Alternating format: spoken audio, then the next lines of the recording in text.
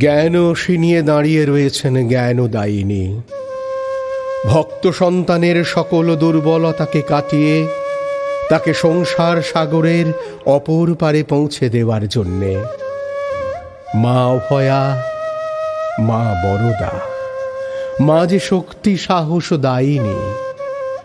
জ্ঞান অসি নিয়ে দাঁড়ায় শিয়রে, চেরাও মুখপানে মোর।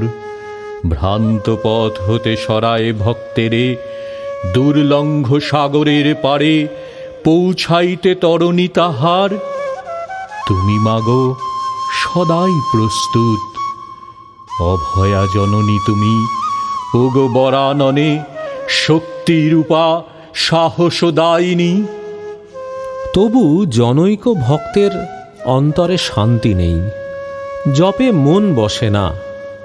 মা তাকে দেন উৎসাহ, বলেন ভয় নেই, নিত্য অভ্যাসের ফলে মন শান্ত হবে। তবু ভক্তের মনে স্বস্তি নেই।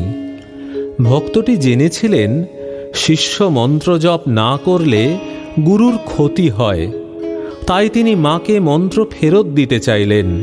শুনে মা বললেন, দেখো এ কি কথা!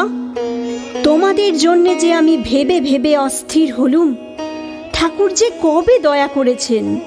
তাই যদি হয় মা, তবে হচ্ছে না কেন? আচ্ছা, তোমাকে আর মন্ত্র জপ করতে হবে না। সে কি মা, আমার সব কেড়ে নিলেন? এখন আমি কি করি? তবে কি মা, আমি রসাতলে গেলুম? কি? আমার ছেলে হয়ে তুমি রসাতলে যাবে? এখানে যে এসেছে যারা আমার ছেলে, তাদের মুক্তি হয়ে আছে। বিধির সাধ্য নেই যে আমার ছেলেদের রসাতলে ফেলে। আমার উপর ভার দিয়ে নিশ্চিন্ত থাকো, আর এটা সর্বদা মনে রেখো যে তোমাদের পেছনে এমন একজন রয়েছেন যিনি সময় আসলে তোমাদের সেই নিত্যধামে নিয়ে যাবেন। মা, মা, অবোধ আমি, আপনাকে বুঝিনি। আমায় ক্ষমা করুন মা, আমায় ক্ষমা করুন। এখন যাই হোক বাবা, শেষটায় ঠাকুরকে আসতেই হবে।